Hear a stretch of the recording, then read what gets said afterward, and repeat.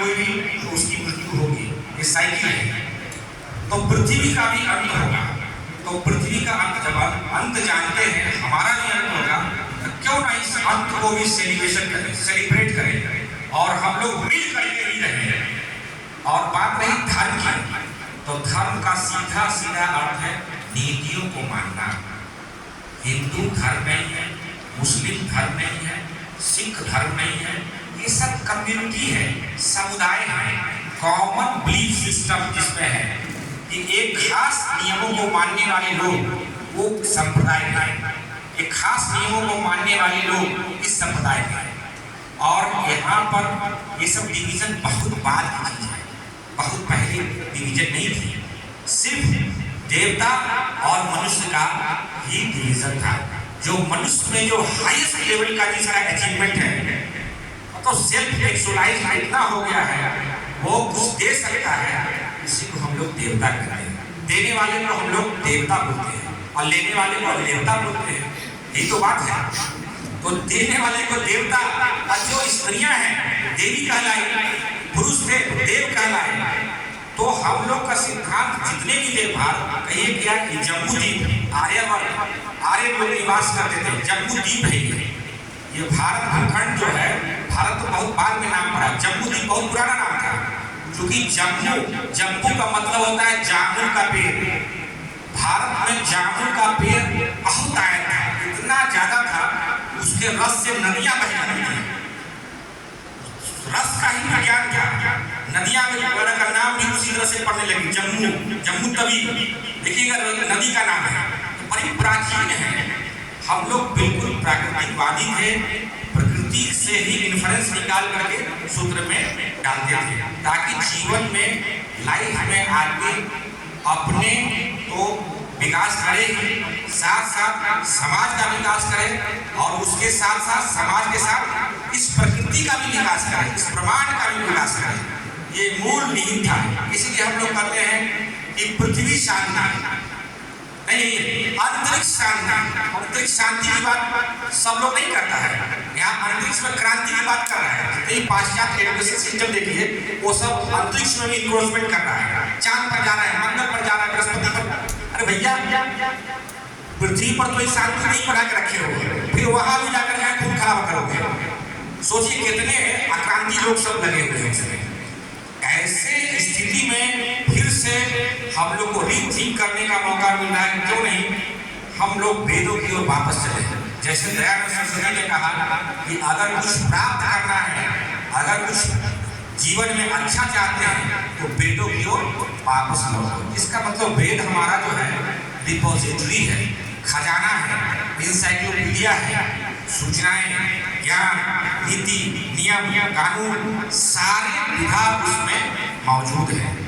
तो वेद को ठीक से समझने की जरूरत है। बीच में वेद की पढ़ाई बिल्कुल खत्म हो गई, लोगों ने विरोध कर दिया। बहुत सारे विदेशी आक्रांताओं ने जब भारत पर आक्रमण किया, तो वैदिक शिक्षा की कमर तोड़ डाली, और जितने भी स्क्रिप्चर्स थे, जितने भी भोजपत्र थे, जितने भी लिखित या आदमी के पास था, संत के पास था, उस सबको धीरे धीरे क्या किया, मार करके खत्म कर दिया। इस कारण से वैदिक शिक्षा में एक बड़ा गैप आया है।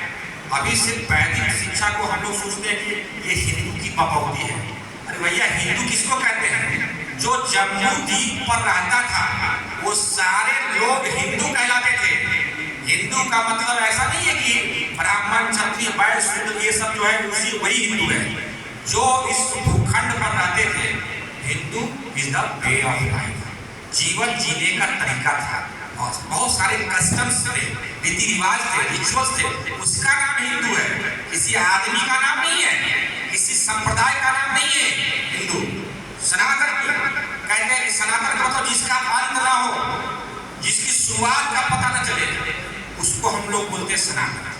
जिसकी शुरू नहीं पता चल रहा है, जिसका अंत नहीं पता चल रहा है, उसी का नाम है सनातन।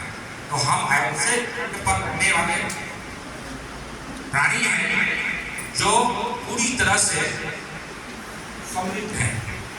तो वैदिक शिक्षा पूरी तरह से 4 चीज पर निर्भर करता है। कहता है कि होलिस्टिक डेवलपमेंट की बात करता है ये। क्योंकि आजकल की जो शिक्षा नीति है बिल्कुल हम लोग ब्रांचिंग में जा रहे हैं, स्पेसिफिकेशन में जा रहे हैं। एक डॉक्टर है तो आँख का डॉक्टर अलग है, कान का डॉक्टर अलग है, पेट का डॉक्टर अलग है, हड्डी का डॉक्टर अलग है, नहीं स्किन का डॉक्टर अलग है। जबकि पहले जो एक ही आदमी में सारे गुण मौजूद होते थे, पूरी तरह हॉलिस्टिक अप्रोच से पूरी सब ज्ञान सब पोषण। जैसे देखिए एक नाई, जो हमारे समाज में एक जाति है नाई, तो नाई उस समय के डॉक्टर कहलाते थे। चीर फाड़ का काम सिर्फ और सिर्फ नाई के पास था। हर जाति स्ट्रक्चर थी, स्किल थी, सारे लोग अपने कामों से खुश थे और अपना अपना काम कर रहे। जैसे विश्वकर्मा जो विश्व का निर्माण करेंगे, रहने के लिए भवन बनाएंगे, क्योंकि जब तक हम लोग अनार रहे, जब हम लोग खाली जैसे बंदरों की तरह चिंपांजी की तरह पेड़ पौधे पर रहते थे, बाद में हम लोगों ने जैसे जैसे सेंस डेवलप हुआ, हम लोगों ने एक साथ रहने की कला सीखी, और जब एक साथ रहने की कला सीखी तो हम लोगों ने घर का निर्माण करवाया। उसी में देवता को हम लोग प्रतीकात्मक रूप से विश्वकर्मा के रूप में उसको दिया, ये विश्व का निर्माण करेंगे, घर का निर्माण करेंगे, महल का निर्माण करेंगे, नदी नाला और पुल का निर्माण करेंगे। इस तरह की विधा तो वेद में ये सब वर्णित है। तो चार विधा धर्म है, कर्म है, अर्थ है, मोक्ष है। तो ये चार जो पिलर जो था वेद का, धर्म का बिल्कुल अर्थ था कि जितने भी कम्युनिटी के लोग हैं सब एक दूसरे के कॉमन सेंसन रूल को फॉलो करें। जो चीज हमको पसंद है वो चीज आपको भी पसंद होनी चाहिए। अगर कुछ डिफरेंस है तो उसको डिफरेंस को हम लोग एलिमिनेट कर देंगे और कॉमन एग्रीमेंट पर एक सूत्र बनाएंगे, और इसी तरह से समागम होता था। तो इस तरह से वैदिक शिक्षा में हम लोग जो है थोड़ी सी हमारे पास टेक्स्ट ये है, हाँ, जैसे हॉलिस्टिक लर्निंग की बात करता है, भी आदमी संपूर्ण कब होगा जब जीवन के सारे पहलुओं को जान जाए। तो सारे पहलुओं को जानने के लिए सबसे अच्छी विधि थी इंट्रोस्पेक्शन, स्व को देखना, भीतर जाके देखना। तो भीतर जाने के लिए उन्होंने योग सूत्र का निर्माण किया। योग के द्वारा unification body mind and soul, इस तीनों का यूनिफिकेशन जब हो जाएगा तब फिर हम कॉस्मोस से भी यूनिफिकेशन कर सकते हैं। तब वो ट्रांसडेंटल लाइफ की वैदिक शिक्षा में देखते पुनर्जन्म की बात करता है कि सिर्फ यहीं पर जो जन्म लिए यही कर नहीं है, इसके अलावा भी दूसरी जन्म भी हो सकती है, तीसरी जन्म भी हो सकती है। क्योंकि आत्मा को निराकार मानते हैं, एक ऊर्जा के रूप में मानते हैं। तो ऊर्जा तो सब जगह व्याप्त है, और ऊर्जा का कहते हैं कि फिजिक्स पढ़े ऊर्जा का ना सृजन कर सकते हैं और ना नाश कर सकते हैं। तो सारे चीज जो क्या है एनर्जी से बनी है। तो ये हॉलिस्टिक लर्निंग की बात करता है। आज एनईपी 2020 हमें कहता है इन मल्टी डिसिप्लिनरी, लेकिन वैदिक एजुकेशन उससे भी एक स्टेप आगे ट्रांस डिसिप्लिनरी की बात करता है कि सिर्फ मल्टी डिसिप्लिनरी से नहीं काम चलेगा। जो दिख रहा है डिसिप्लिन वही सिर्फ डिसिप्लिन नहीं है, इसके अलावा जो अदृश्य है, अदृश्य शक्तियां हैं, उसको भी जानना वो ट्रांस डिसिप्लिनरी आएगा। तो एनईपी 2020 ने बहुत बड़ा ये कह सकते हैं ये भारतीय शिक्षा नीति, national education policy, new education policy नहीं है ये। न्यू एजुकेशन पॉलिसी जो था 1986 में आया था, ये नेशनल एजुकेशन पॉलिसी भारतीय शिक्षा नीति भारत की शिक्षा की बात कर रहा है। और भारत का निर्माण है का आधार है वेद। वेद से ही भारतवर्ष का निर्माण हुआ। पहले आर्यभट्ट था, बाद में भारतवर्ष नाम आया। तो भारत का निर्माण तो भारतीयकरण आपको करना है। माइक चला गया। की बात जो है वेद में ही समाहित है।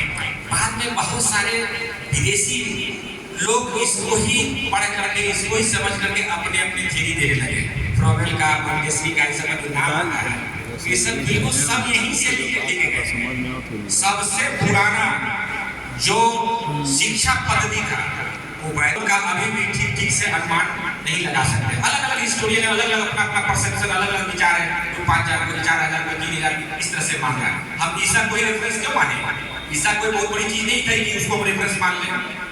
ईसा कितनी बहुत हाल देखिए ना, आज 2025 चल रहा है, तो 2025 साल पुरानी बात है, ये बिल्कुल बच्चे की बात है नहीं। और वैदिक शिक्षा की बात कहाँ गया? इसका कारण सृष्टि का जब निर्माण हुआ उस समय की बात है, उस समय की बात हो रही है, प्रजापति के समय का। तो कितनी पुराने समृद्ध सभ्यता हमारे पास थी और सीखने की कला। कारण एक आदमी को इतनी कलाएं सिखा दी जाए कि उसको दूसरे पर डिपेंड होने की जरूरत नहीं है। 64 कला, जैसे कहते हैं कि 64 कला से कम एक आदमी की निपुण होना चाहिए। लेकिन आजकल देखिए जैसे वैदिक शिक्षा में माना गया कि 64 कलाएं होती हैं और 514 उप कलाएं हैं। लेकिन हम लोगों ने अभी देखा है मद्रास डेवलपमेंट प्रोग्रामिंग सिस्टम, जिसमें हम लोगों ने 1500 कला को आइडेंटिफाई किया है। स्किल की बात है, 1500 कला एक आदमी में अगर होगा तो उसको फिर किसी दूसरे पर डिपेंड होने की जरूरत नहीं है। तो वैदिक शिक्षा कंप्लीटली हॉलिस्टिक लर्निंग की बात करता है, संपूर्ण विकास, मतलब मोरल भी विकास हो जाए, स्पिरिचुअल डेवलपमेंट भी हो जाए, इकोनॉमिकल डेवलपमेंट भी हो जाए, पॉलिटिकल डेवलपमेंट भी हो जाए, ज्योग्राफिकल डेवलपमेंट, जितने भी डायमेंशन आप जोड़ सकते हैं वो सारे विकास की बात करता है। और इसके लिए एविडेंस बेस्ड आपको एक्सपेरिमेंट करना है और एक्सपेरिमेंट करके वो ज्ञान अपने से पैदा करना है, खाली सूत्र से प्राप्त नहीं करना है, सूत्र को फिर वेरीफाइड करना है। इस तरह से उसमें आया धर्म का मतलब हुआ कि मॉरल चाहिए। तो अल्टीमेट गोल का लाइफ का सेल्फ एक्चुअलाइजेशन, सेल्फ रियलाइजेशन। हम ये जान पाए कि हम कौन हैं, क्या हैं, किस लिए आए हैं, क्या काम करने के लिए हमको यहाँ पर धरती पर भेजा गया है और कितना दिन रहना है और कब चले जाना है। उस सारे चीज को हम लोगों ने संस्कार में बांटा। 16 संस्कार बांटे कि 16 संस्कार में आदमी अपने आप को सेल्फ एक्चुअलाइज कर देगा। उस संस्कारों के माध्यम से जन्म संस्कार हो गया, विवाह संस्कार हो गया, उपनयन संस्कार हो गया, मृत्यु संस्कार, इसलिए कहते हैं अंतिम संस्कार।